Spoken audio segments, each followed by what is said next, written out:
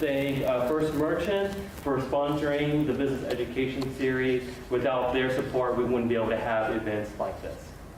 And with that, I'm going to hand it over and introduce Jeff Huffine. Thank you. Yeah, thanks guys. I'm excited about the next presentation, the cornerstone content and landing pages. I'm excited about this one too. Yeah, and I'm excited about today too. So first of all, thanks for being here in all this bad weather, and I only need one person. That's all I need, right? So let me get set up here. I'm gonna pop out of this and set my presentation up here real quick.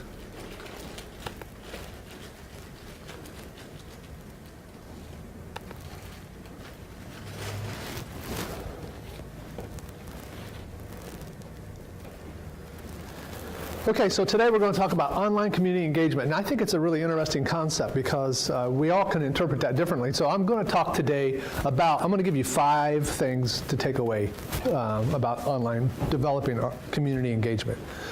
And I'm going to frame it in my conversation today around Home in Wayne, the campaign that my company is working on.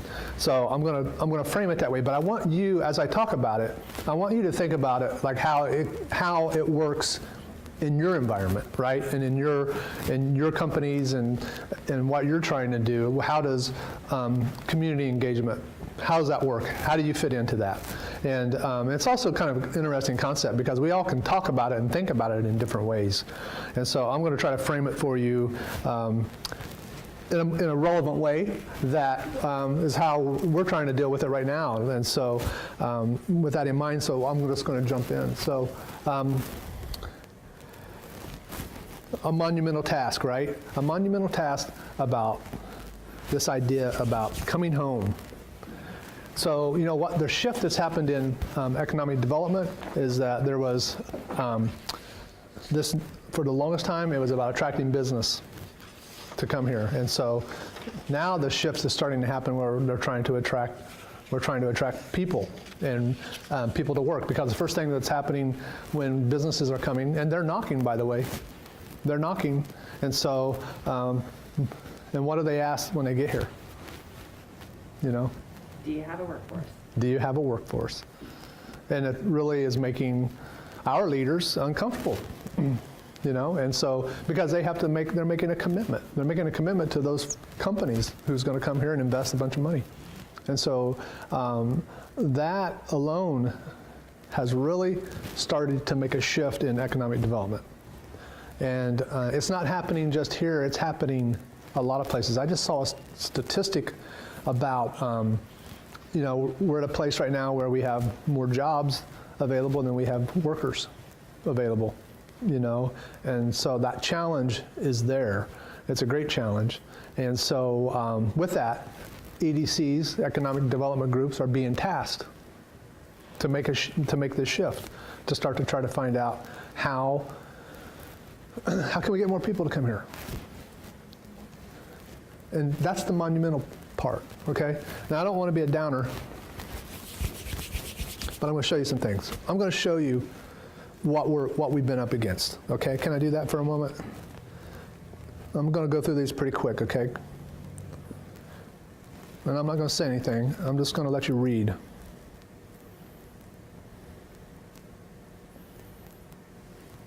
Sometimes communities start to get labeled, don't they?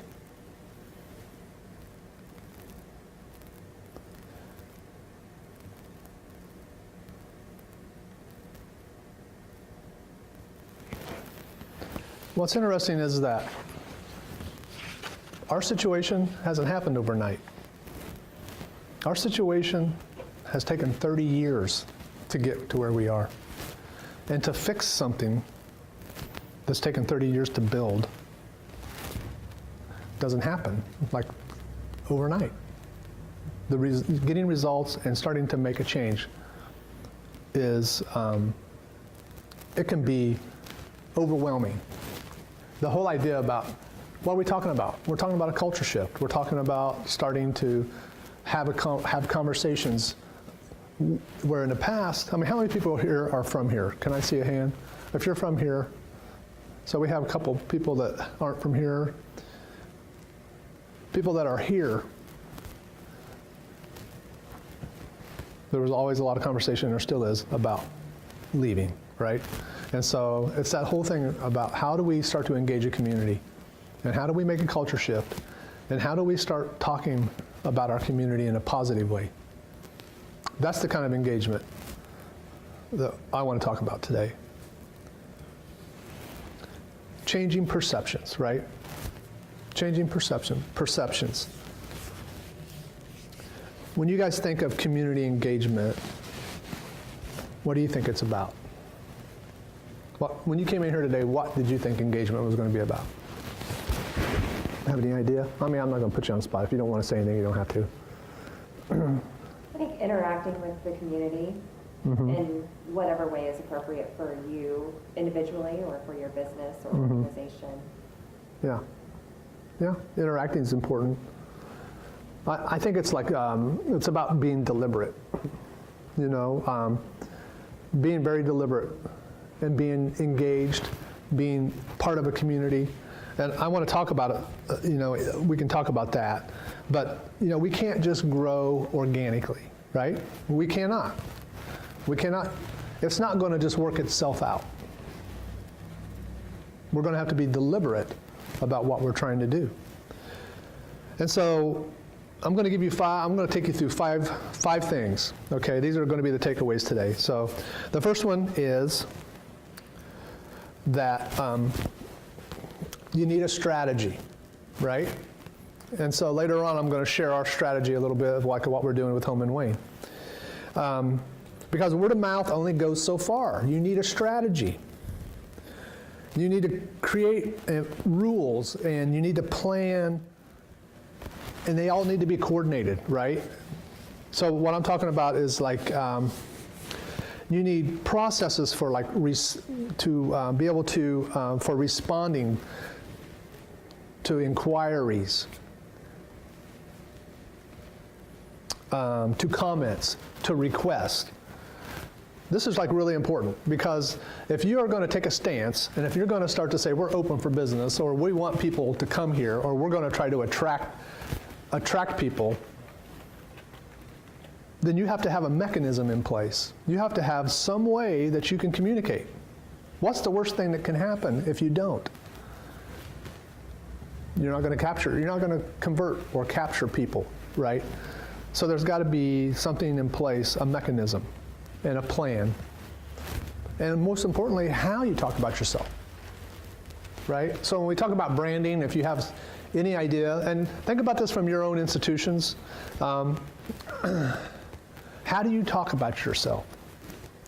And how much of is it shared within your institution so that you all talk in the same way? I was just reading an article about San Diego, about how they are wanting to attract high-tech employees. That's like where they want to go. And so one of the things that they did, they had 90 companies. So this is talking about trying to be a community that's coming together. These 90 companies, they pulled their money, right? And they branded, what they did was they branded the community. They branded San Diego. And why that was important was that they created assets, like visual assets, marketing assets, brand assets, and they distributed those to all these companies who are promoting all over the world, right?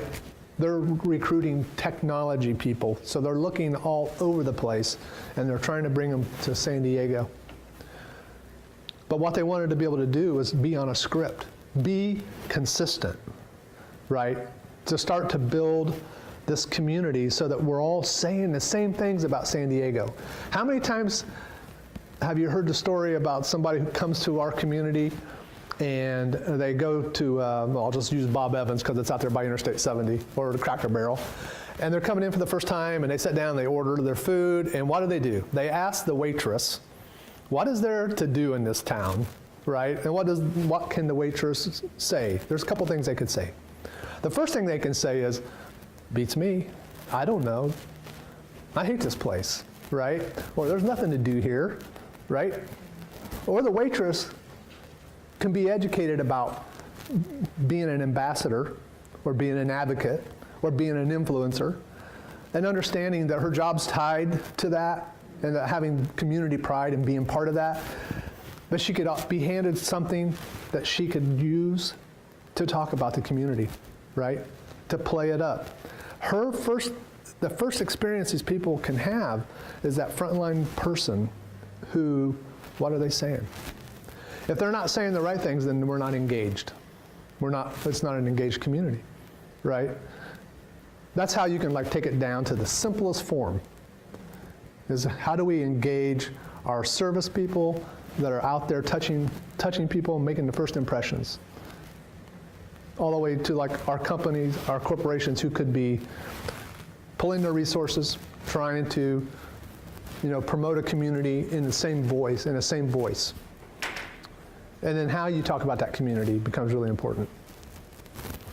So this whole idea about having a strategy, it's so important, because it's also important to be responsive. And it's also important, even if it's negative, you need to be able to you have to be able to respond to it. And so I'm going to come back to that later in my presentation about how we're going to try to work with that in Wayne County. So number 2 then is identify your advocates. Do you know who your advocates are? And what are advocates? Let's talk about it just for a moment. We have advocates, we have influencers, we've also heard of brand ambassadors, haven't we? We use all these words to describe these different people. So why are they important? And where are they? Where are they? And do you, for each of your own institutions, can you identify, off the top of your head, can you think of people who are advocates for you?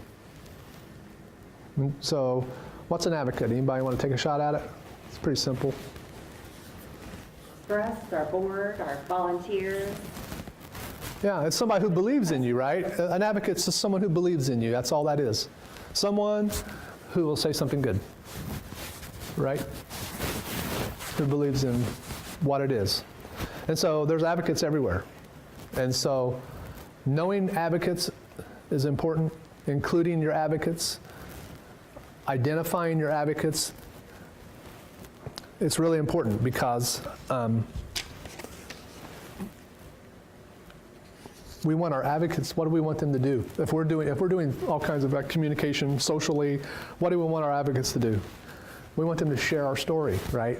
We want them to embrace that. And so what do we have to do for our advocates? If they do that for us, what do we have to do for our advocates? Do you know what that is? Script them. We need to script them, yes. But we need to thank them, right? We need to thank them. And we do that back through social media. We do it, we do it in front of the peers. We do it, we thank them. We call that feeding them. We got to feed them, right? And so, so we have to recognize it. If they do something nice, then we need to thank them. And that becomes really important to be able to do that, is to thank them. And that's like wherever and whenever that happens. So, so we talked about advocates just a little bit. And so then what's this thing about like an influencer? Do we have any influencers? What is an influencer? Anybody want to take a shot at that one? What's the difference? Someone who has a following. Yeah. Someone, so like we hear, that's the new kind of form of advertising now, right? As we talk about influencer advertising. Kardashian, let's just use, I don't even know her first name. And I can't even tell you how many followers she has, other than she has a lot. She has like millions of followers. So she's this huge influencer. And so she can say something negative about a company, and that can impact that company. It's huge. I mean, because what is it about advertising online today that's so important? Is that it's about authenticity, right? It's about being authentic, being believable. These influencers have people who follow them because they love them. They're into them. They watch everything. They learn everything about them. What they eat, what they drink, what they wear, all that stuff. They wield a lot of power. So she drinks a Coca-Cola on a video, right? that probably has more authenticity and will do more for Coke than all the commercials Coke could possibly put together. Because these people are emotionally attached, right? Because we always talk about, like, how do we make it emotional? So these people that have these great influencers, they make a lot of money. They make a lot of money. They can make a lot of money because companies hire them to do that. So for example, we've done some work, my company has done work for Red Gold.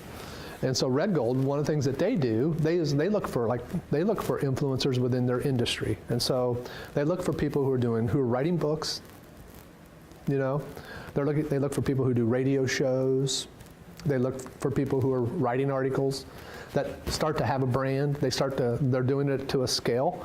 And so they hire those people, right, to talk about Red Gold. And those people start incorporating that into what they're doing. And so what we did was they fly them in from all over the country. They bring them into Red Gold for a day. They give them a tour. They talk about everything. And while we're there, we came in with a video crew, and we did these little short, 15-second tips. They would give tips, like cooking tips, like bring your best short cooking tips. They were just all kind of how to use a certain kind of spoon or something. It didn't matter. And then they started posting these influencers within their social media, and then these influencers then would also, start to incorporate Red Gold into what they're doing. So what's interesting about that is they get paid to do that. They get paid to do it. But there's other influencers like here in Richmond. There are people out there that are starting to have a following, maybe on a smaller scale, but they have that ability. Can you name me an influencer? Phil Quinn. Yeah, Phil Quinn. And why is Phil Quinn an influencer? Why? He's on the radio. Yeah, so Phil, if you see this, we're talking about you. So he's on the radio. He's a personality, right? So every day, people, they start to get attached to people because, like the news. Somebody in Indianapolis, like Randy Allis, remember when he had, what was that where your face droops? What's that called? No, it wasn't a stroke. There's a name for it. But anyway, they kept him on the air, right?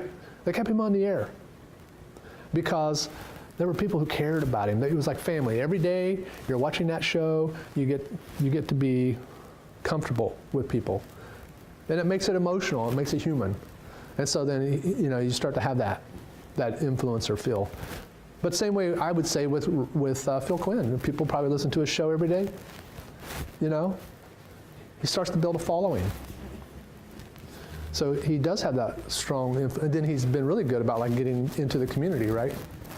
And so he does. He has that ability to be an influencer. So influencers are people here that do have a following, that can say things that could be, they also advocate. They'll also advocate for, our communities too. So it becomes important.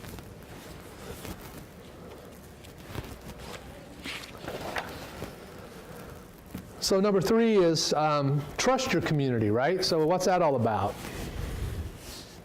What's it mean?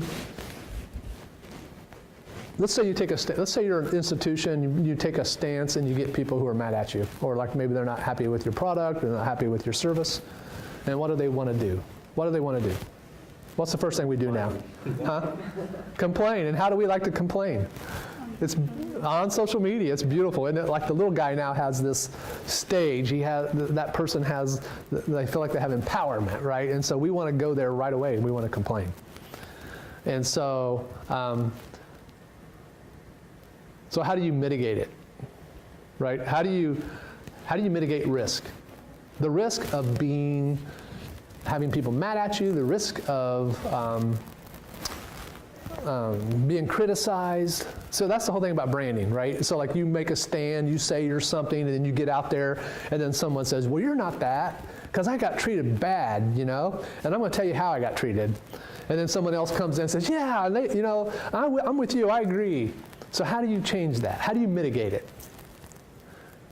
Here's a good example. Address it. You address it, that's one thing. You don't hide from it, you address it. So one of the things I was just saying was, how do you trust your community, right? So like, how do you trust your community So if you have a good reputation and you have advocates that are out there, how do you trust them? And you possibly give them some tools, right? You give them some resources about how to talk. The best thing that happens is that people come in and defend your cause, right? It's not you doing it. It's other people who come in and defend your cause, right? And it's not like being combative. It's just being just counter it, you know? If someone says you're one thing, I've seen this happen. I've seen it online where someone will criticize something and then there'll be people who will come in and they'll counter that. And they'll say, oh, huh, really, that's happened? I've never had that experience. Here's what I've always experienced, you know, things like that, where you don't have to be putting the people down, but it's that whole idea about trying to counter it. It becomes really important because the power is in that consumer's hands, right? Because they have that ability to be able to, you know, influence people, and they want a mob. They want to get a mob mentality going. They want to try to like generate a bunch of people to like put the man down, right? We're going to show that we're going to stick it to the man, stick it to the authority figure. So it becomes really interesting. So what's important is to like have a policy, like a rules of engagement, right? So if you have these advocates or even your own staff or key people or influencer, is to have some kind of a policy in place about how you would address that. Those things are really important. A set of guidelines.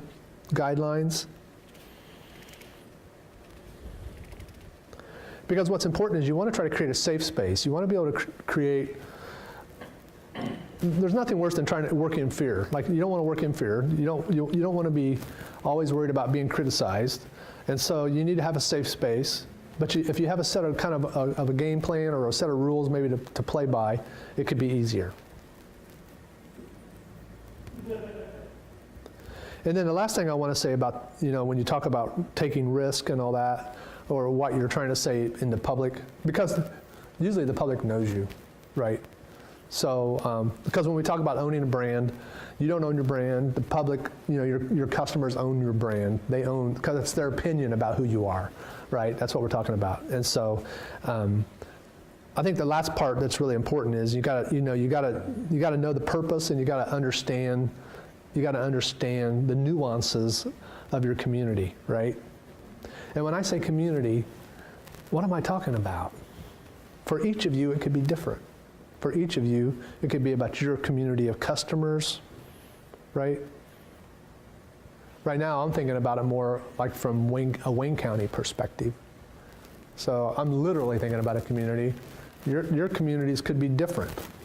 But it's important to understand those nuances of what they think or what you know about them to think. So,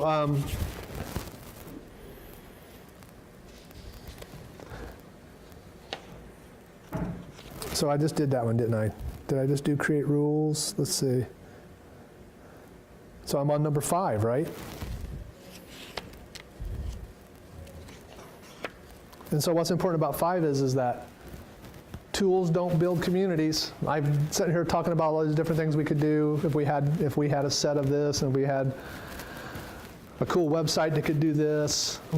What creates communities are people, you know. And so those advocates are really important. And those advocates and those influencers. Another thing that's important, I think, if you're trying to do this, is you need to kind of have what we call a community manager. Okay? A community manager. Now, what would a community manager do? So one of the things that we want to work on for Wayne County is that we want to have a Sherpa program. Now, you can call that something else. But at the head of a Sherpa program, what do you got to have? You got to have somebody who can connect people, right? So if I come in and I'm wanting to buy a house, or if I'm wanting to get an education, or if I'm looking for a job, I need to talk to specific people. And so a community manager type would be that person who's watching it, who maybe could say, okay, I've got all these other people lined up who I can connect those people, right? So I can give that person the right resources that they need. That becomes really important. So identifying a community manager is really important. So I'm going to recap for you. Identifying your advocates, really important. Understand who your advocates are and where are they? How can you get to them? And then how can you engage them, right? Don't take them for granted. Don't think they're just going to do it for you. And then you got to feed them. Remember we talked about feeding them. And then also identify your influencers. How can you fit them in? That becomes important too. And then empower your internal staff, with a toolkit, ways to talk about the community, talk about those scenarios. What's going to happen if we get negative comments? What are we going to do about it? Those things all become very important. Okay? So those were the 5 things. So then what I'd like to do is, am I okay on time so far? Got about 25 minutes. So if I may, most of you are probably familiar with the Home and Wayne campaign, so I'm just going to kind of take you through some of it, if you don't mind. I'm going to premiere a new video today. So I'm going to show you a new video. And we've actually created 4 videos so far, and only one is out. The one we put out was the one about the cigar box. I don't know if you guys saw that one or not. But it's pretty cool, and that one happened by accident. We were only going to do 3 videos, and the hero, and I'm going to talk about heroes here in a minute, that's in the video, brought this guitar with him that was made in Richmond by a friend of his, and out of a cigar box, and this guy performs all the time with it, and so we had all this great material, and it just all came together, and so that was a really cool one. So. But that's not the one I'm going to show you today.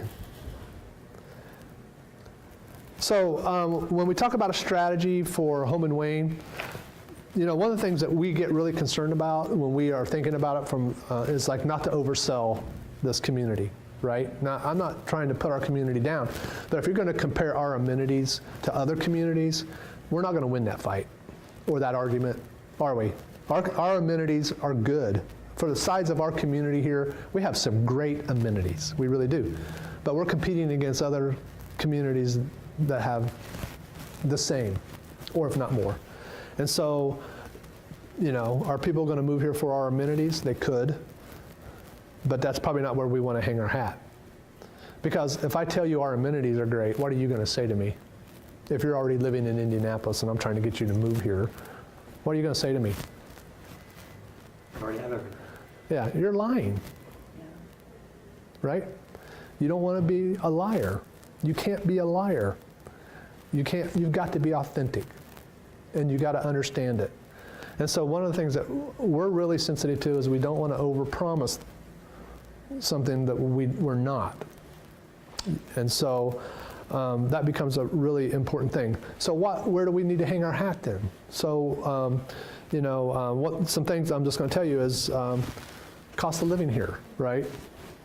Cost of living here, your money goes far. By being able to live here, it affords you the ability to go other places, to live here and play other places. It's really important. Buying a home here, what you can get here for the value versus what you're doing. I mean, my daughter lives in a city in Dayton, and she's paying $1,000 a month for a 1-bedroom loft apartment downtown in Springfield, of all places. I hope Springfield doesn't hear that.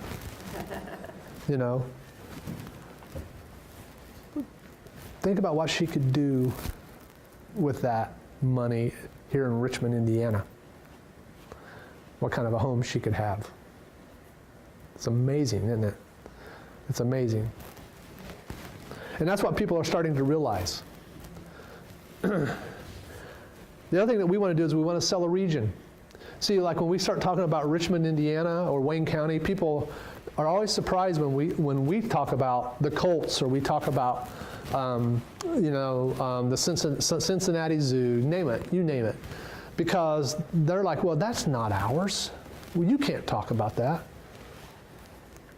But that's the beauty about living here, is that it's not about how many miles you drive, it's about how long it takes you to drive. And we don't think anything about it, do we? We call it going to town. We'll go see a concert. We'll go see a game. We'll go to a play. We'll go out. We'll go do that. Because our roads are great. Our interstates are great. And it's easy. It's easy driving to go do that. And so that's what we want to start to do, is we want to start to try to sell that, right? That why can't that be part of the equation? It doesn't just have to be physically in our boundary, in our backyard. So that becomes important.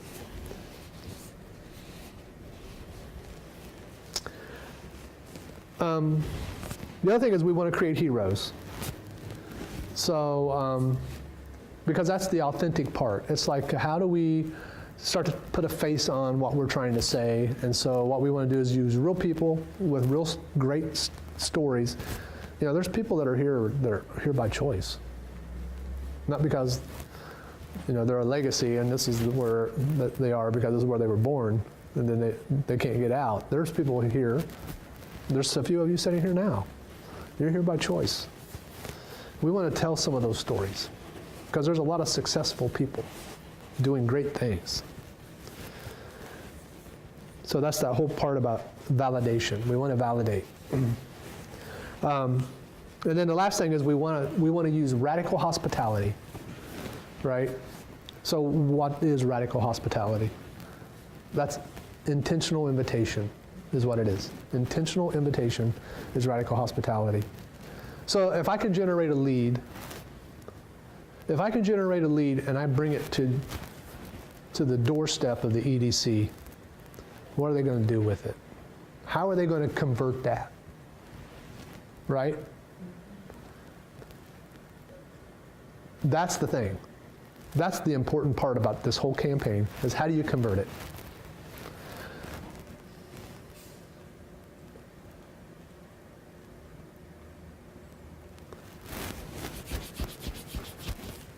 So, you know, I talked about overselling, right? Not trying to oversell because we could be perceived as liars, which is not good because that hurts our reputation. It creates doubt. And then I talked about our amenities. They're good. I mean, for the size of this community, to have what we have, like a civic theater, to have a symphony, to have an art museum, to have, 5 colleges. That's pretty remarkable for a town of 35,000, 37,000 people.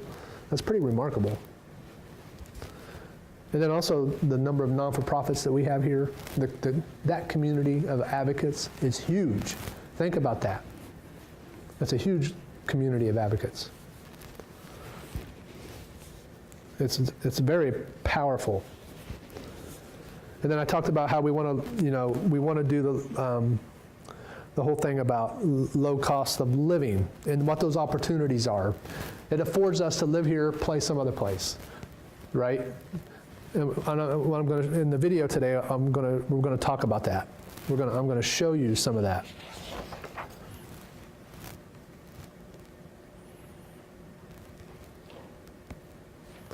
And then that whole thing I talked about in regard to just because it's not in our backyard doesn't mean we can't own it. You know? We can benefit from it. Because we're in proximity. We're close enough. We can reach it. And then I talked about radical hospitality once again.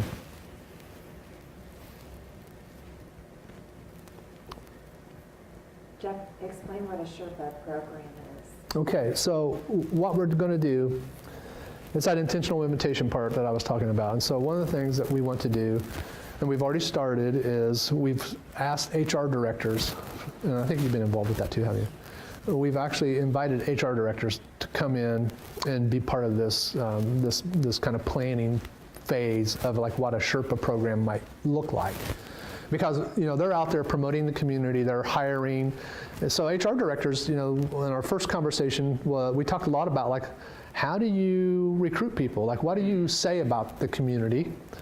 And then if you get somebody here, and let's say they're going, that's somebody they're trying to recruit that might be, an administration or a management position of some kind, where they're really having to kind of sell it. Where do you take them? Like, what do you show them when you start to like promote the community?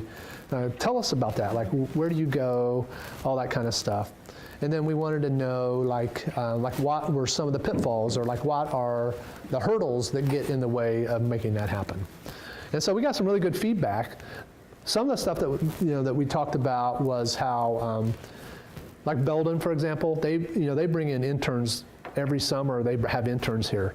In Belden, they put them up in apartments, and they're engineer types, and they want to. They probably want to hire them eventually. So they feel like what they have to do is they have to get those people integrated into the community for them to want to live here. So it's really important to them to get those kids, I call them kids, those younger folks, integrated and active in the community so that they can start to feel comfortable about and understand the community. And if they can get involved, then there's a more likely chance that they might want to come here and live. And so, so they're wanting to know all about like what are all the activities that are going on? How can we do that? How can we find those venues where we can push our interns into those? Because what happens, you come here as an intern and you're isolated and you're by yourself, and you go to your job, then you go home at night and you're sitting there by yourself. Are you going to live here? Probably not, right? So the idea about the Sherpa program is trying to like glean information to start to try to build a strategy for how we're going to convert people if we get leads and we bring them in. And so one of the things that we've done, and I'm going to show you a website here shortly, that has doorways in it, right? So we've identified like 6 doorways of like why people might be coming here. And then what we want to be able to do as a Sherpa program is we want to be able to like identify people who want to help, right?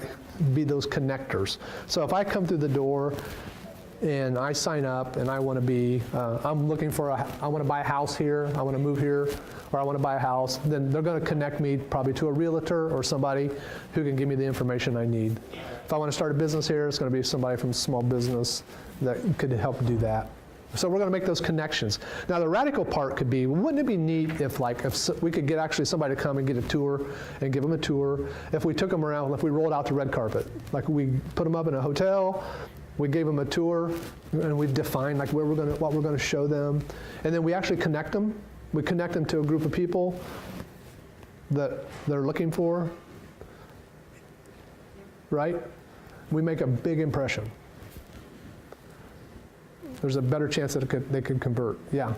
So this sounds like kind of similar to something that existed in where I live in Massachusetts with my husband's employer.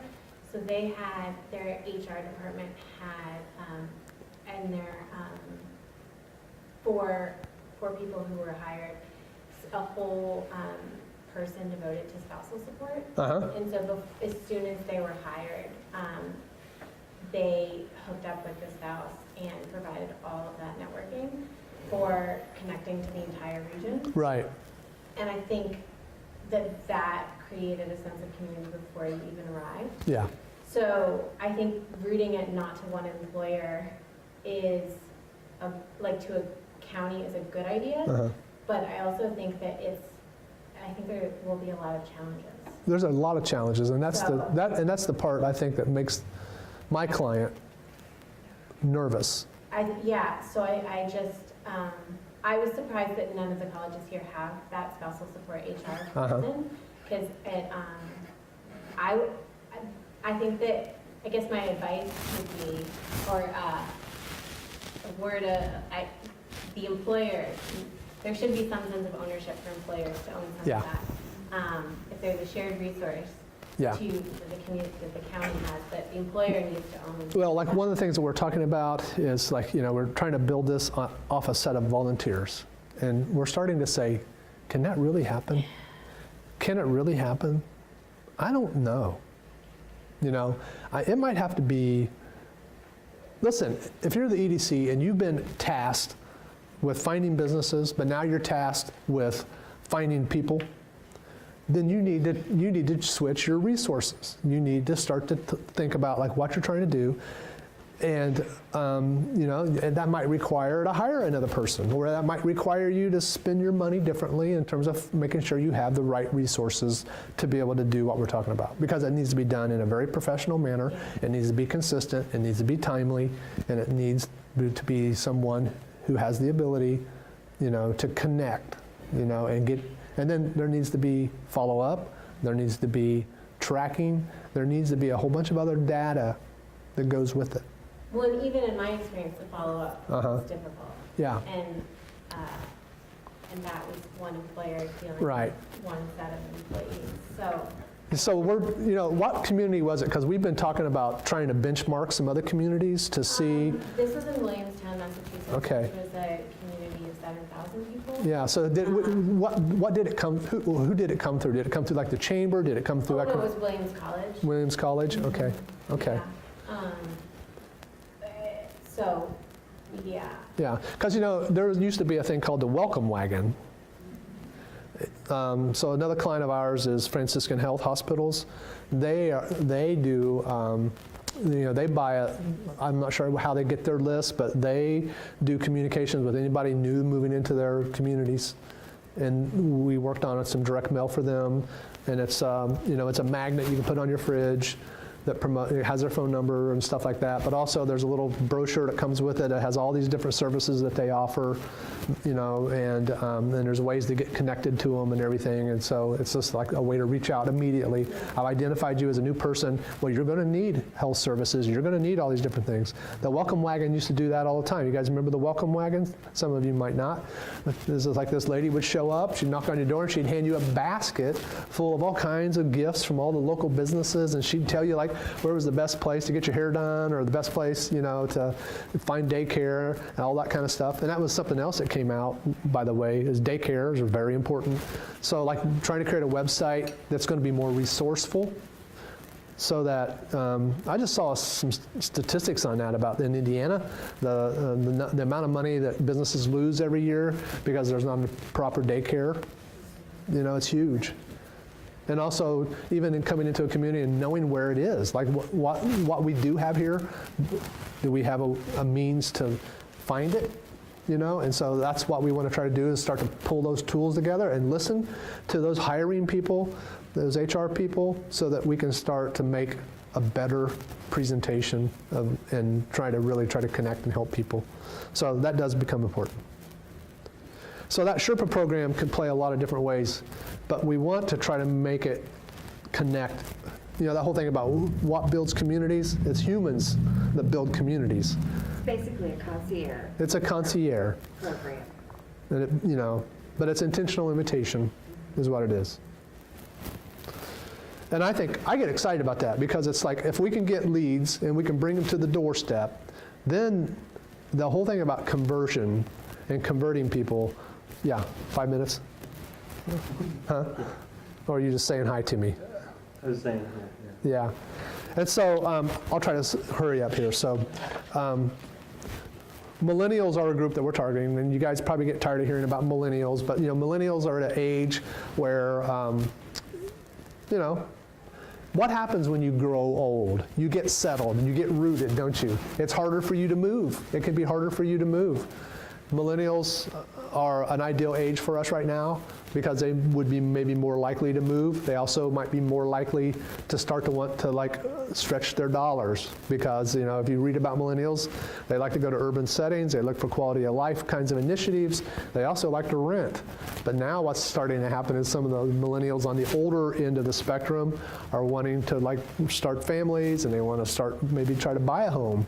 And they're also, most of them are, they have some good education and great skill sets. And so So they're a likely target audience that we might want to try to chase.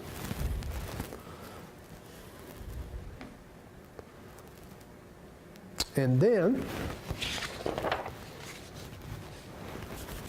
the whole thing about authentic storytelling becomes really important. We want to create heroes, and I talk about that a lot. Like, companies that brand, you're not, you as the company, you're not the hero, okay? So you're the guide. You have to be the guide. That's where the real authority and power lies.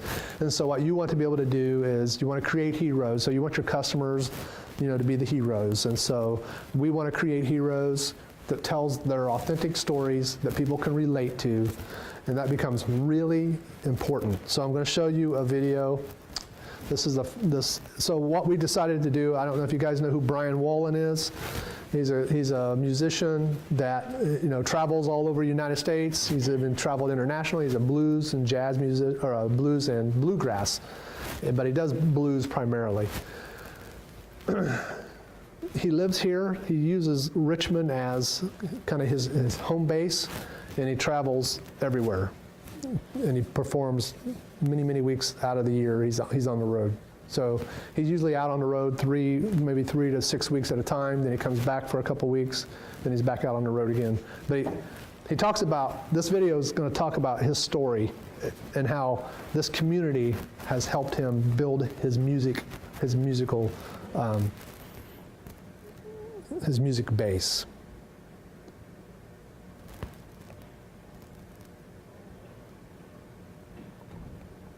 If I had to describe Wayne County in one word, it would be friendly.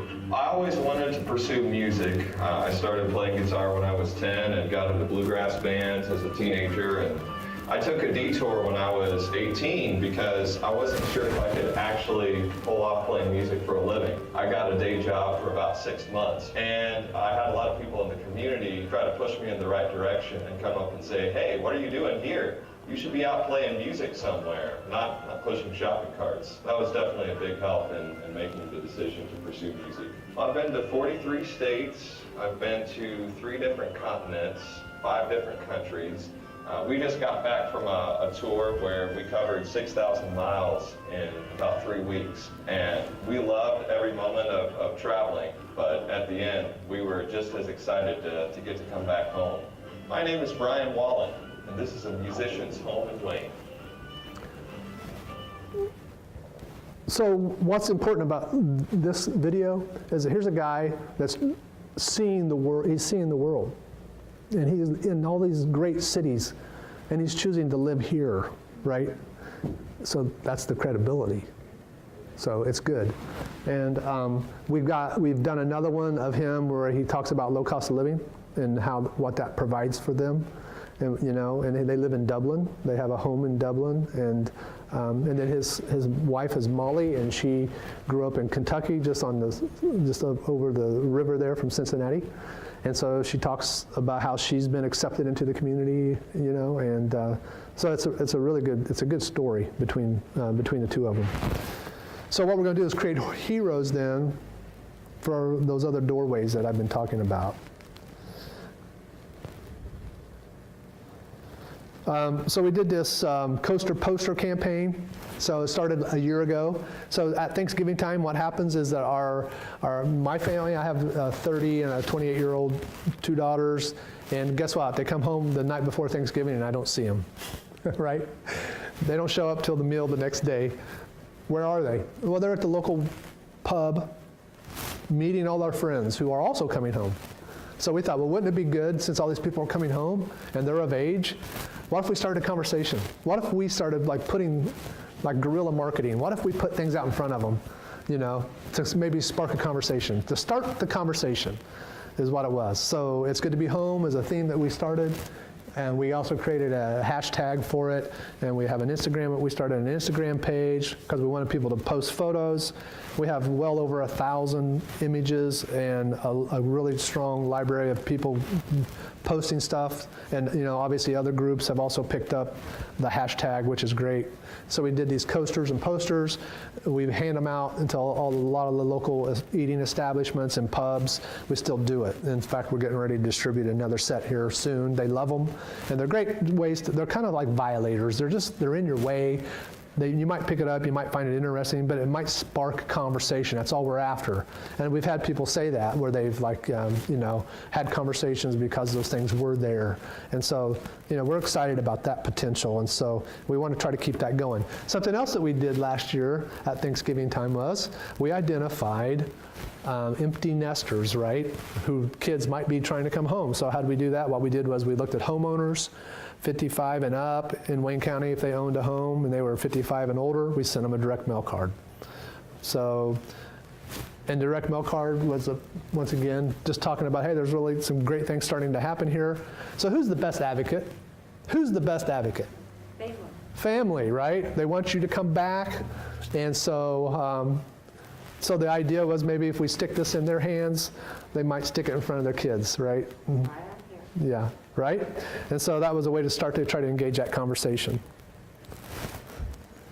And then we did billboards. We had one that said these were both on the interstate. The bottom one says home is missing you, and it was like on the county line when you were leaving. You would see it as you were going out. So like I said, we've been doing Instagram, and I'll be posting later today some new videos up on Instagram. And so I was talking about this website. So these are kind of like the 6 doors that we have kind of started thinking about: work, dwell, enjoy, learn, live. And so these were like the conversions that we're talking about, where we want to try to put Sherpa into these channels and try to figure out how we can convert people. And so that becomes pretty important to us, so I'm trying to hurry. So then these are just some samples of maybe some possible digital ads that we're going to start running. So what we're going to do is we're going to do a digital campaign, and we're going to target other communities, okay? And so we're going to do it by 2 different ways. The one way is we're going to do it, we've identified like the top 5 or 6 professions that the county's looking for jobs, all right? And what we're going to do is we're going to target other communities within probably a 90-minute radius to start out with, depending on what the jobs are. I mean, somebody's not going to move here if it's not going to pay enough, so we have to understand what that is. And we're going to start running digital ads that will pull people back in to a which I'm going to talk about landing pages and Cornerstone content next month. That all plays into this about how to capture data and then how to convert that, right? So it becomes really important. And that's what this next slide was about. I just put this up because right now there's a place on there where you can sign up. So, so what does success look like, right? So like, how do you create it? What does it look like? And so I'm going to show you this. This is a kind of a funnel, right? And so obviously you can measure success through social media and all the different ways that people you reach people and they're reading your stuff. Another way is like how many forms are submitted. Was there a phone call? Did you get a visit? Was there a job offered to somebody? Did they buy a house, right? And as it goes down to the bottom of the funnel, it becomes more important and more significant. And so what we want to know in this process is how far does it go, right? How far are people getting? That's why now, all of a sudden, it can't just be a volunteer. I think when we talk about a Sherpa program, it's going to have to be somebody who can manage it. And we want to track that. We want to put that accountability part, and we want to be able to track it. And so we're putting a plan in place to do that. So this was a brief conversation about what that might look like, along with all the social stuff that we'll do. But these are significant, right? These are significant things. Are we going to get a bunch? I don't know, maybe someday. But it's going to take a while because we have to change the conversation here, right?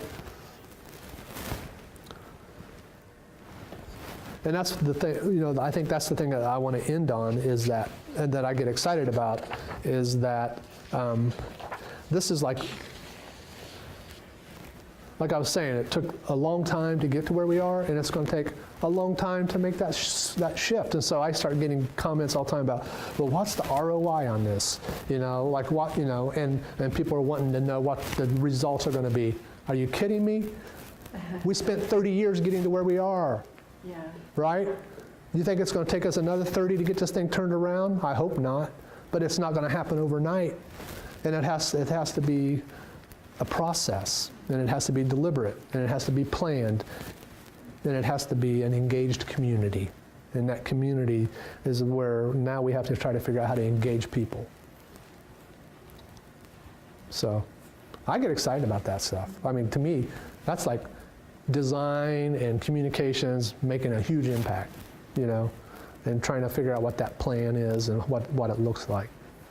But same thing with your own companies, right? It's like you have communities within your organizations, and you have advocates, and you have influencers, and you have engagement, and you have that support. It's like, how do you grow it? How do you communicate to it? How do you reach it? How do you identify it?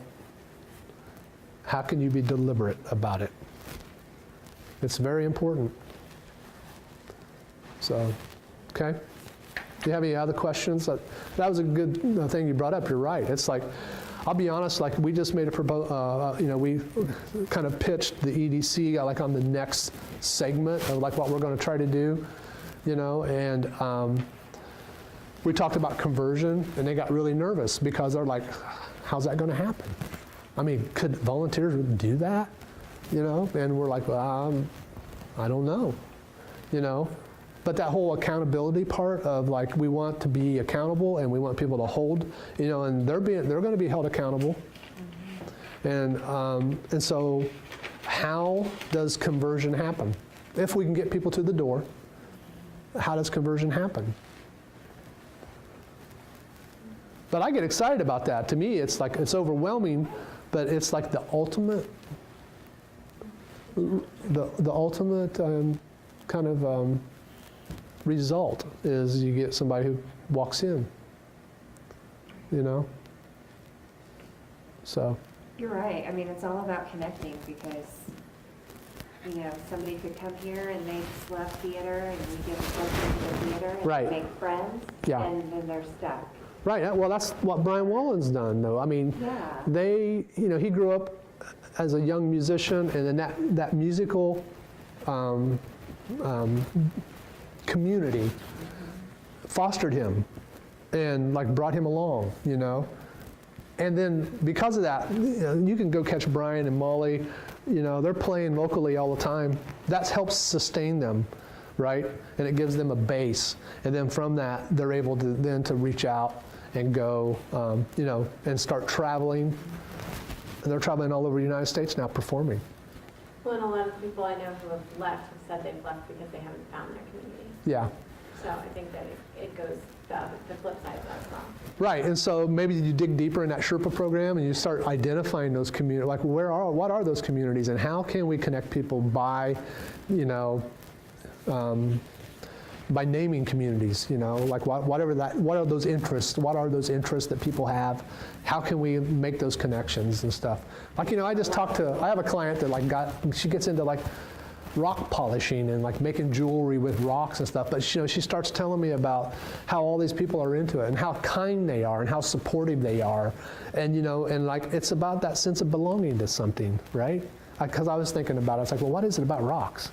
You know, and they're in there grinding and polishing and making all this stuff with rocks and stuff and making jewelry.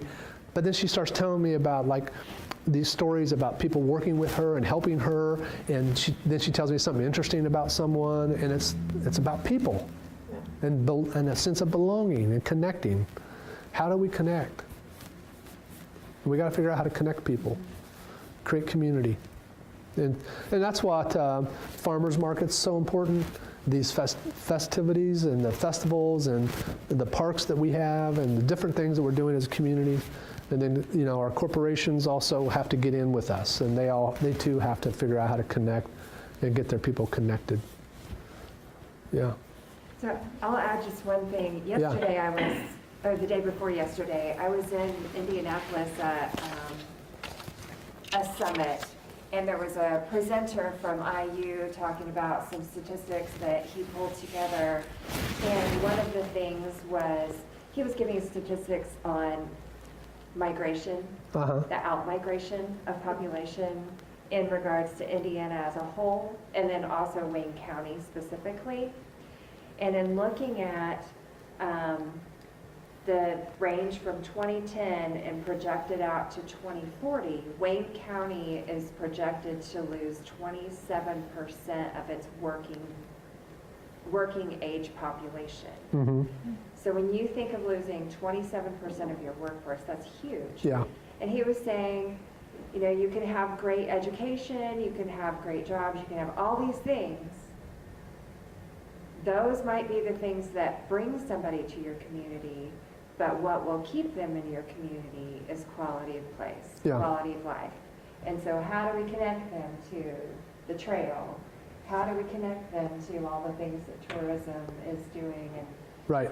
and all the things that you just talked about? But to me, that's the huge piece that Right. that you and others are addressing, and as a whole, we need to look at. Yeah, and so another project that we've been talking about is working with Mindy Kenworthy, with her group. She's the East Central Indiana Regional Partnership. I think she promotes 10 counties. You know, it's like how, because the idea here is like talent attraction is not just about selling individual companies, right? That's the future now is about selling a region. It's like telling stories from a regional standpoint. It's not just about what's Richmond doing or what my little company's doing in Hagerstown, Indiana, but it's trying to start to tell the story of this community that's bigger, right? Because when we as a whole sell as a region versus us individually, we have so much more to offer. You know, it becomes much more powerful, and it's a better story. It really is. And so that becomes really important. And that's what Reed Hospital's doing. We worked with Reed on, you know, we built a site for them called Be Reed and Be Wayne. And what was happening with them was they were trying to recruit doctors. And so the doctors aren't the hard part for Reed. It's their spouses, right, who have to come here. I mean, they have a new hospital. It's beautiful and shiny, and doctors want to be part of that. But then the spouses are questioning it. They're like, well, what's there for me, or what can I do? And I mean, what did you think when you were coming to Richmond? Did you come because your husband had a job here first? Yeah. And so what did you say? Like, where are we going? And Yeah, I was not excited. So, yeah, and so the idea was how do you control the conversation? Like from a recruiting standpoint, you know, Reed has a couple of doctor recruiters, and so they're like, what we want to be able to do is control the conversation and put the best foot forward, so that, you know. And at that time there were a lot of kind of negative things in the paper all the time, and so they wanted to start to do that. So we helped them create a site that could do that. Well, that's all I have today. Thank you for coming. You know, I know the weather was crappy, but I'm glad you guys came. I hope you got something out of it. And if you want to talk about trying to build communities for your organizations, let's talk about it. And so I have a card if you guys want one, and